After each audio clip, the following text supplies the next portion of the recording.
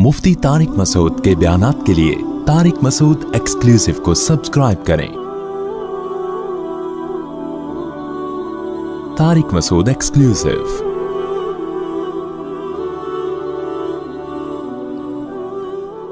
अल्लाह ने हमें सीधे रास्ते तक पहुंचने के लिए बहुत कम टाइम दिया है आखिरत के लिहाज से।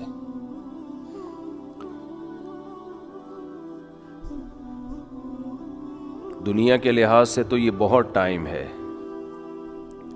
कुरान कहता है कि जब आखिरत में बुरे लोगों से हिसाब व किताब होगा तो वो कहेंगे कि ऐ अल्लाह तू हमें एक बार दुनिया में दोबारा भेज दे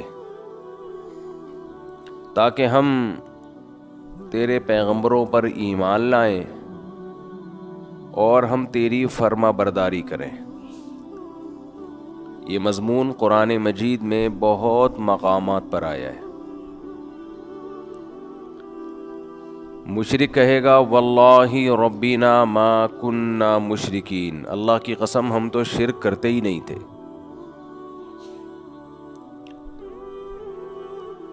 तो गुनहगार कहेगा अन तक़ूल नफ्सुन या हसरता अला मा फर्रतु फी जंबिल्लाहि, हाय अफसोस कि मैं अल्लाह के बारे में बहुत सख्त कोताही में मुब्तला रहा।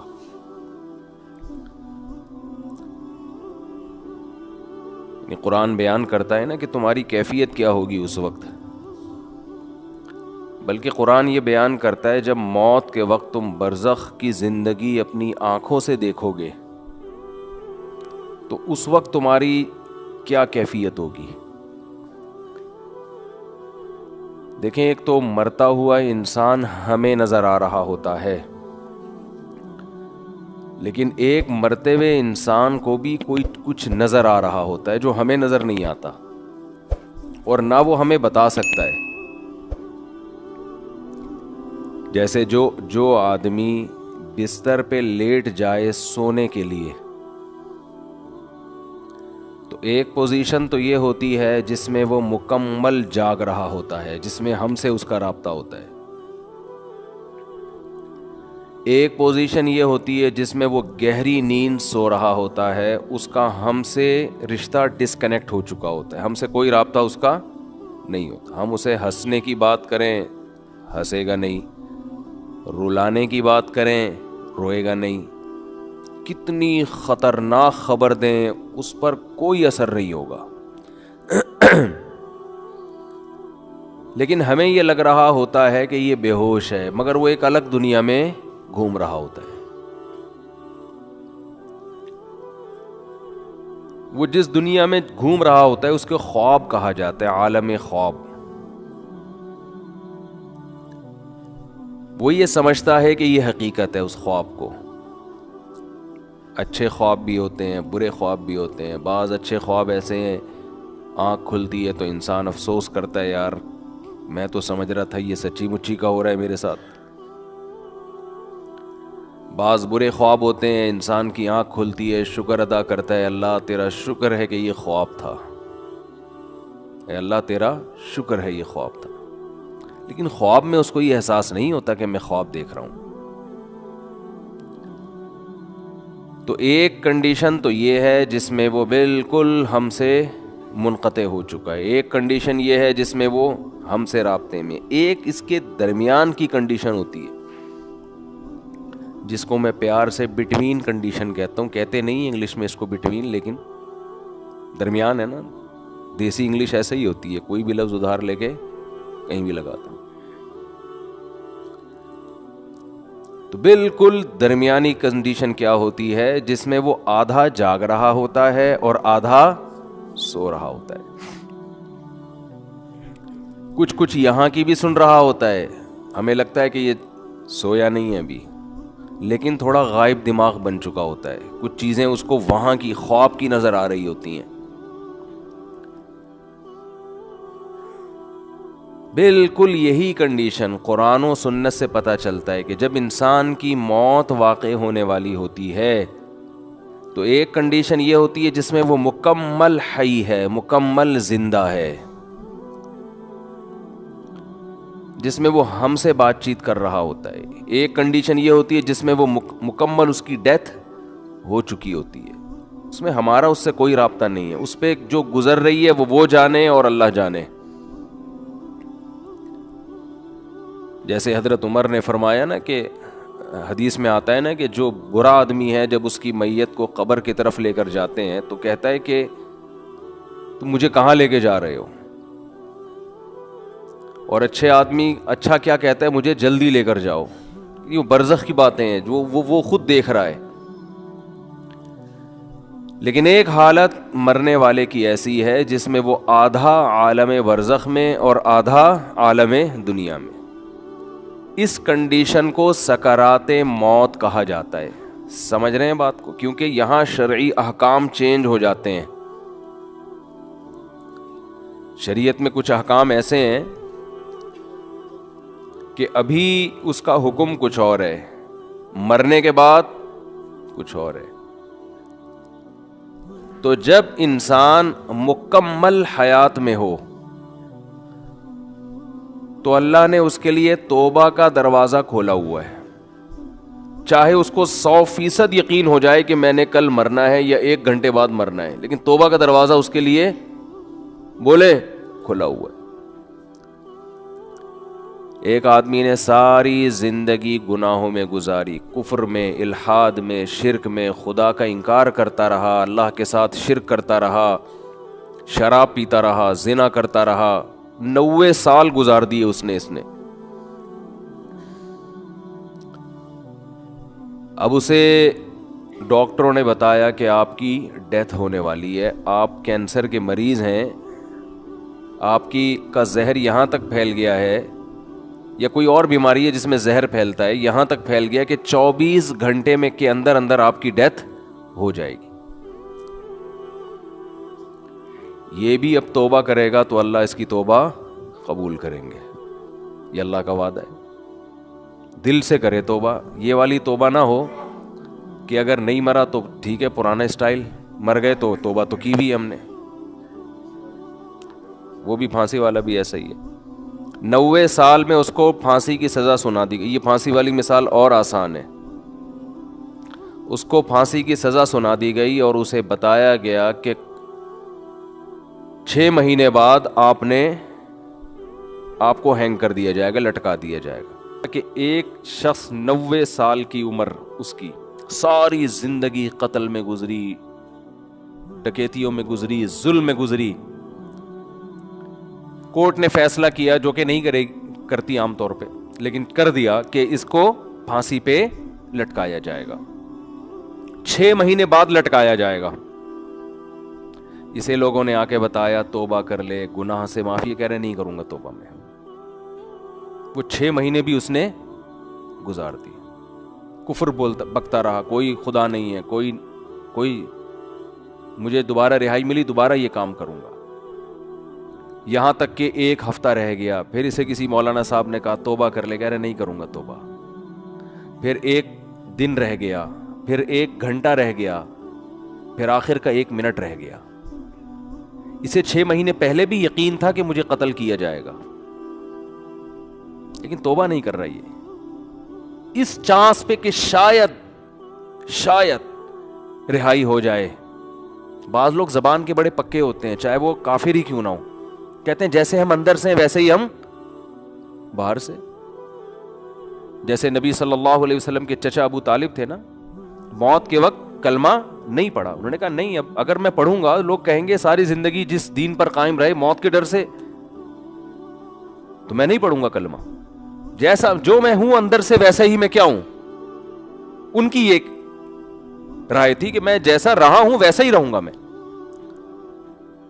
ہمارے نبی کو بہت افسوس ہوا, بہت غم ہوا. اللہ نے فرمایا انک لا تہدی من احببت, اے محمد صلی اللہ علیہ وسلم جس سے آپ کو محبت ہے, ہدایت کا اختیار آپ کے ہاتھ میں نہیں ہے. یہ نہیں کہ آپ کو جس سے محبت ہے آپ اس کو ہدایت بھی دے دیں, یہ نہیں ہو سکتا.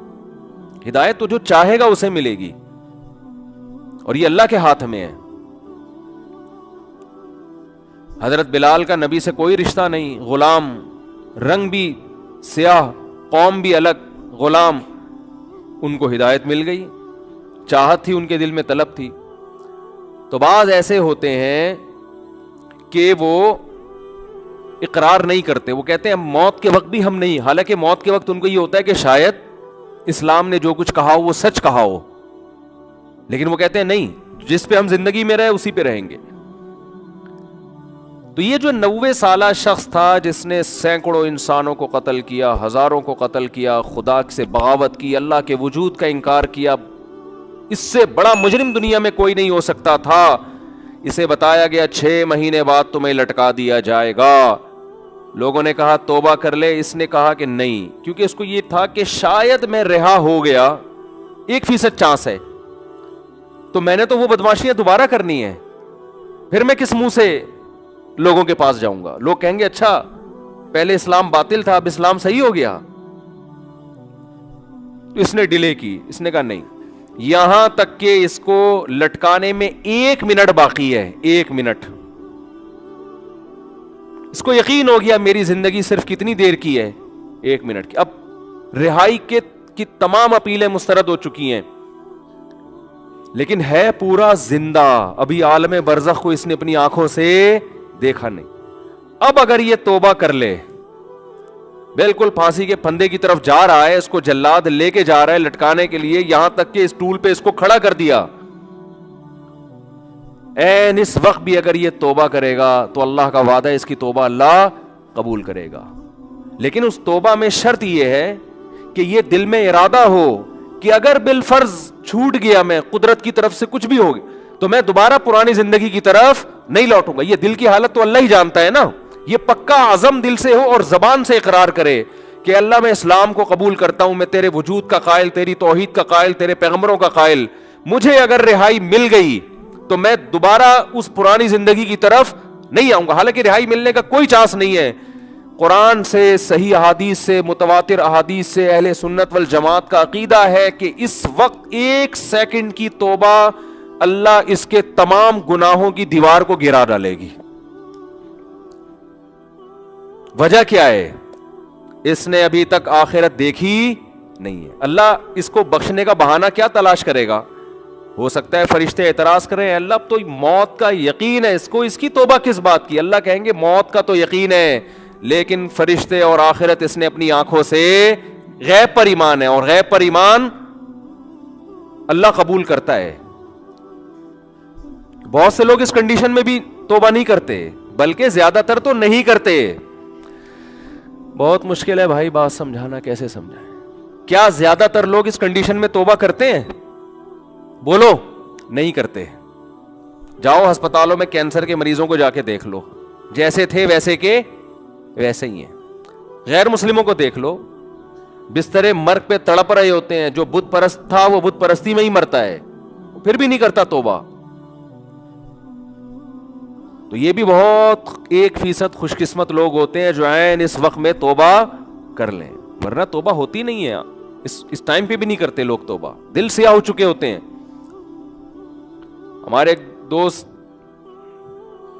اپنا پرانا واقعہ بیان کرتے تھے کہ مجھے ہارٹ اٹیک ہوا، کہیں جوانی میں ہو گیا، اللہ نے ان کو زندگی دی، صحت دی، توبہ بھی ہو گئی الحمدللہ، نیک پرہیزگار ہیں. اگر بیان سنیں تو کائنڈلی مائنڈ نہ کریں.